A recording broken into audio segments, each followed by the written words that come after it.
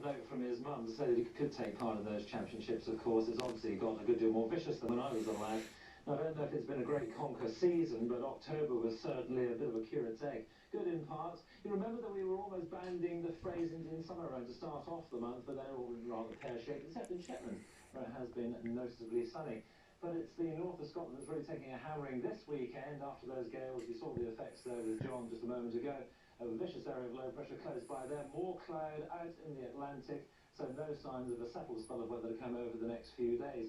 Gale force winds, and you'll see the extent of the gusts in a moment, not only across northern Scotland, but some really blustery old showers down across the south here, through parts of South Wales, down along the south coast as well. And it'll take a while before those winds eventually get away from the northwest of Scotland, gradually easing over the next 24 hours. But whilst they're around both there, and as I say, across the exposed parts of Northern Ireland, and perhaps the southwestern quarter of the British Isles too, you could well catch a gust at around 45 to 50 miles an hour. Now that's only been part of the weather story in the past few days. The extent of the rainfall has also now caused problems not only in England but Scotland too, where there is a severe flood warning in parts of the 4th catchment area. If you have any doubts at all about the situation in your area, there is the floodline number for you, 0845 988 1188.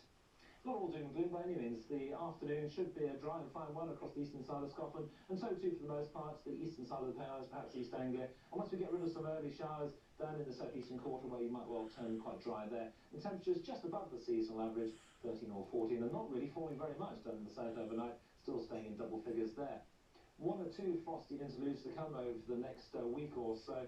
There, one through Monday night, and then perhaps Wednesday night and into Thursday, we could just see a little bit of frost. But as I say, for the most part, the temperatures both by day and night staying at around or just above the seasonal average. Then we start off the week with some dry and fine weather, but with the cloud building across the western areas right from the word go, and eventually that rain pushing up and across many western parts, and then gradually peeling its way down across the country overnight on Monday night. And the temperatures still, as I say, just above the seasonal average in most spots.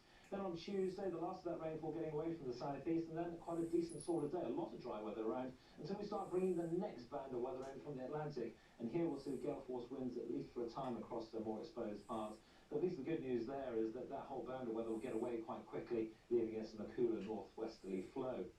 So for Wednesday, there is a spell of wet and windy weather to come for all parts of the British Isles. Then something slightly drier following on immediately behind that rainfall, and the showers really get going across these western areas later in the day. And that will be the way of it too for many western areas on Thursday, with a dry and frosty start for many central and eastern parts of the British Isles. And then on Friday, make the most of the dry weather, because it could well be that yet again we end the week with some more wet and windy weather for many western parts.